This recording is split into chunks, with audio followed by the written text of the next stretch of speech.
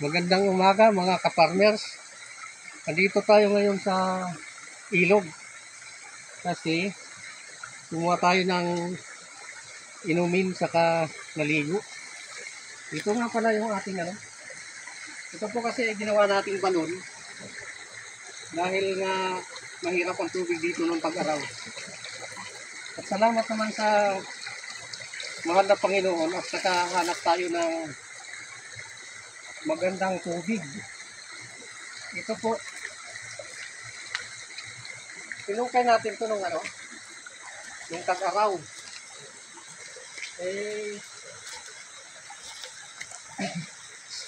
Bali, sinukay pala namin ito ni Pinsan. Yung may lote rin dyan sa kabila, kapitbahay ko. Nung ano, mahal na araw, bibisan to. Sabi nga ng nanay ko nung araw, huwag ka raw gagalaw ng anumang bagay sa oras ng Semana Santa. At masama raw yun. Sabi niya, pagka daw masugatan ka, matagal gumaling. Pero hindi po ako naniwala. Ang ginawa ko dahil nga sa mahirap at tubig, naghanap kami ng pinsan ko ng pwedeng mapagkuhanan ng inumin dito sa bundok. At ito nga po, nakahanap tayo ng magandang source ng tubig. Ating kong bubuksan at ipapasilip ko sa inyo. Bali po may kanal naman yan. At saka ang tubig pong nakukuha natin dito mismo galing po sa ilalim ng lupa.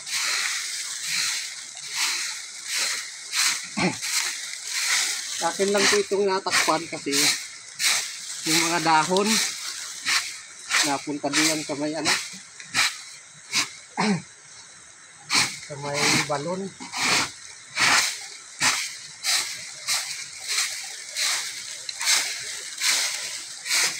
Ayan po mga ka-farmers, atin po aring bubuksan. Papasilip ko sa inyo. Maano na rin po, malabhan po aring blue sack. Kasi napunta po yung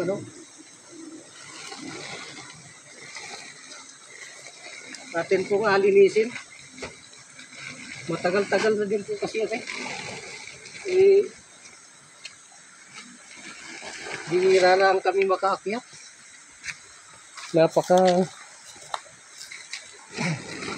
Ayan po. Ayan po mga ka-farmers. Napakalinaw naman po talaga ng tubig na rin. Ayan po siya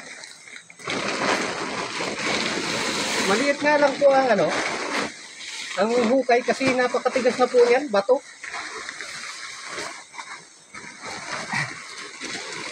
Bato po yan.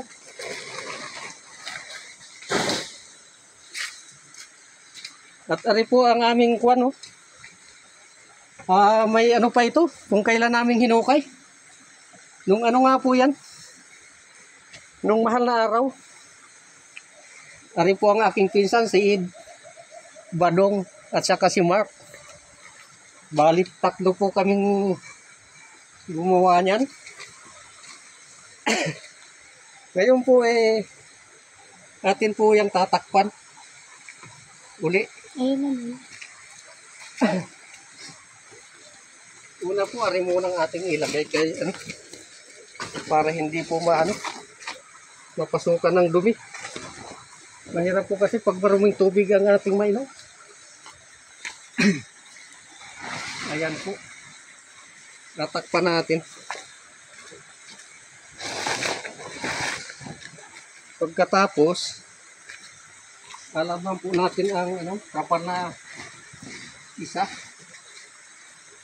Atin pang ipapatong din para makasiguro po tayo na malinis ang ating tubig. Yan po. Dito po ating ano, ataw-taw ito yung ano, kapal. Dito natin.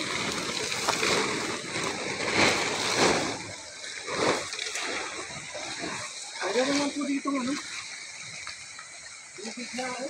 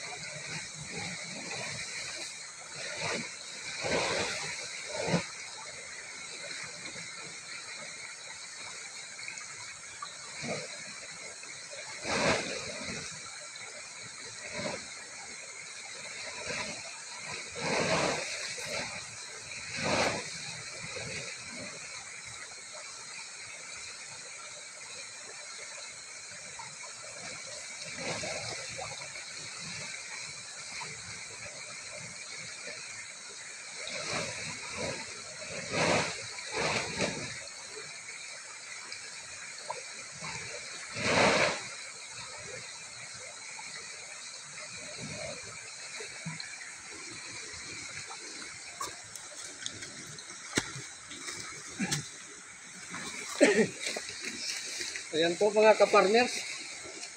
Inalis ko lang yung tubig ay putik. Marami naman pong tubig diyan sa bati. Kasi babalik ulit natin. Naka ano, malinis po. Ayan. Mahirap kasi ang ano, madaming dahon.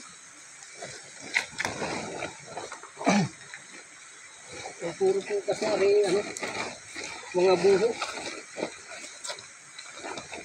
Ano nga pala mga kaparmers, yung aking area, nagawa ko ng kubo. Ayan, mga buho na yan, yung aking ididingding. Napakarami naman yung ng buho. Para ho hindi na tayo gumastos ng malaki.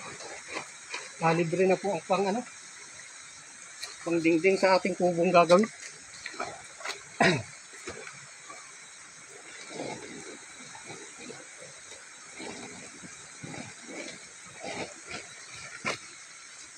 Ayan, mga kaparmers.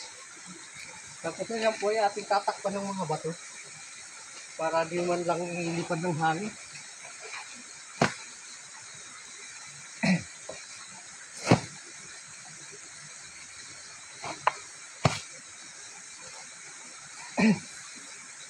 Yan po naman ay nadaloy ang tubig na galing din sa lupa.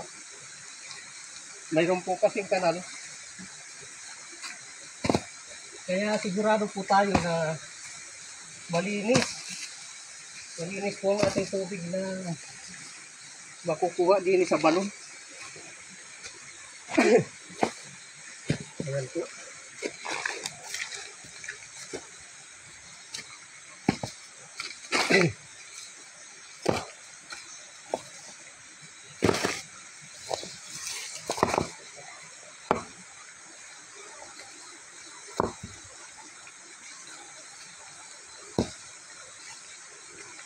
Ayan po mga kaparmers, natapos na po natin.